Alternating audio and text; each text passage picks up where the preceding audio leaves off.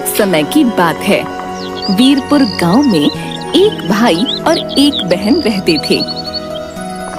भाई का नाम राजेश और बहन का नाम पिंकी था। राजेश बहुत ही आलसी था, वह कोई काम नहीं करता था। एक दिन पिंकी बोली, राजेश, तुम कुछ काम क्यों नहीं करते? जब देखो खेलते रहती हो। मैं और माँ कब तक तुम्हें ऐसे ही बोलते रहेंगे? तुम भी तो कुछ समझा करो। मेरी मर्जी, मैं जो मर्जी करूँ।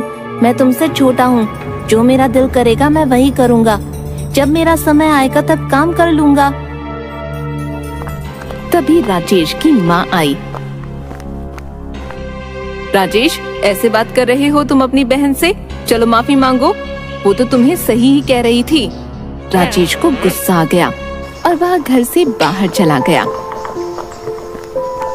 पिंकी भी राजेश को देखकर उसके पीछे पीछे चली गई। तभी पिंकी बोली, राजेश, राजेश, इतने गुस्से से कहाँ जा रहे हो? मैं वन में जा रहा हूँ लकड़ी काटने। जब देखो तुम सब मुझे ताने मारते रहते हो।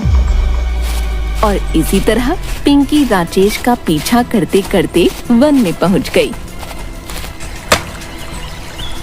लकड़ी काटते समय राजेश का पैर फिसला और वह नदी में जा गिरा। पिंकी, पिंकी, मुझे बचाओ, मुझे बचाओ, मैं बह रहा हूँ।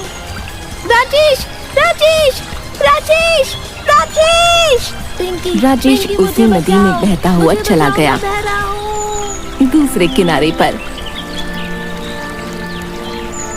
अरे, ये मैं कहाँ आ गया? यह किसका महल है? राजेश जैसे ही किनारे से बाहर निकला, उसके सामने एक जलपरी आ गई। ठहर जाओ बेटा, तुम कहाँ जाना चाहते हो? तुम उस महल में जाना चाहते हो? हाँ, लेकिन आप कौन हो? मैं जलपरी हूँ और किनारे पर एक जादुई महल है। उस महल में तुम्हें जो चाहिए वह मिल जाएगा। जलपरी जी, जो भी चाहो, यानी कि खेलना, खाना पीना सब कुछ? हाँ, मैं तो बस उस महल की रखवाली करती हूँ। जलपरी जी, मुझे भी उस जादुई महल में जाना है। मैं कुछ समय अपने घर वालों से दूर रहकर यहाँ रहूँगा।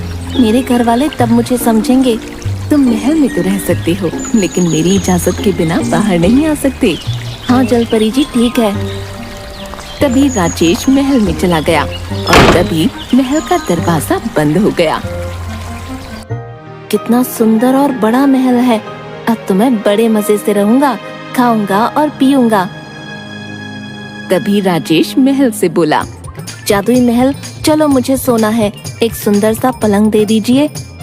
तभी एक सुंदर सा पलंग हाजिर हो गया। राजेश खुश होकर वहाँ सो गया। वहीं पिंकी अपने भाई को ढूंढने के लिए सबको लेकर आई, लेकिन वहाँ पर कोई नदी नहीं थी। सब उसे ढूंढने लग गए और थोड़ी देर ढूंढने के बाद सब वहाँ से चले गए। राजेश जादुई महल में बहुत खुश था। जब वह खाने को मांगता तो खाना आ जाता। अब वह पूरे दिन खेलता कूदता रहता। राजेश कुछ दिन तक तो खुश था, लेकिन फिर उदास रहने लगा। उसे घर की और माँ की याद सताने लगी और एक दिन उसने खुद से कहा, मुझे सबकी याद आ रही है।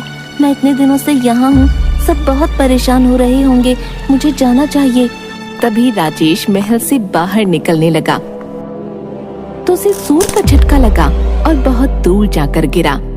राजेश रोते रोते बोला, मुझे जाना है, मैं यहाँ नहीं रह सकता। मुझे जाने दो, मुझे जाने दो। महल बोला, अब तुम यहीं रहोगे। जब जलपरी का आदेश आएगा तभी तुम जा सकोगे। राजेश जोर जोर से जलपरी को आवाज देने लगा। तभी जलपरी आ गई और कहने लगी, क्या हुआ राजेश? जलपरी जी, मुझे यहाँ नहीं रहना है, मुझे घर जाना है। लेकिन तुम ही तो चाहते थे कि तुम ऐशो आराम से रहो। नहीं नहीं, मुझे बस अपने परिवार के पास जाना है। मैं अब सब काम करूँगा, अपने घर वालों को शिकायत का मौका नहीं दूंगा। तभी जलपरी ने उसकी बात मानी और जादुई महल से उसे आजाद कर दिया। राजेश दौड़ते हुए अपने घर पहुंचा। वहाँ सब आराम से अपना काम कर रहे थे। अरे राजेश, क्या हुआ? तुम तो अभी अभी वन गए थे ना?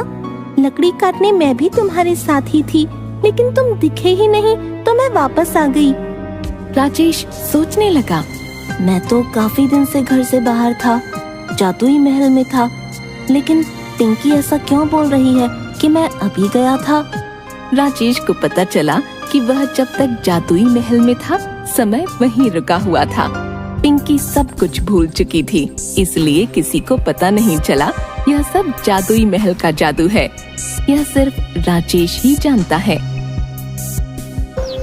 अगली सुबह जल्दी उठकर राजेश बाहर वन में लकड़ी काटने चला गया। जब वह लौटा तब माँ और पिंकी उसके पास आए और कहने लगे, राजेश तुम बड़े मेहनती हो गए हो बेटा, हमें माफ कर दो, हम तुम्हें ऐसे ही डांटते थे। नहीं माँ, अब मुझे समझ आ गया है कि काम कितना जरूरी है। अब मैं आराम नहीं करूँगा, काम करूँगा। इस तरह माँ और पिंकी दोनों ने राजेश को गले लगा लिया।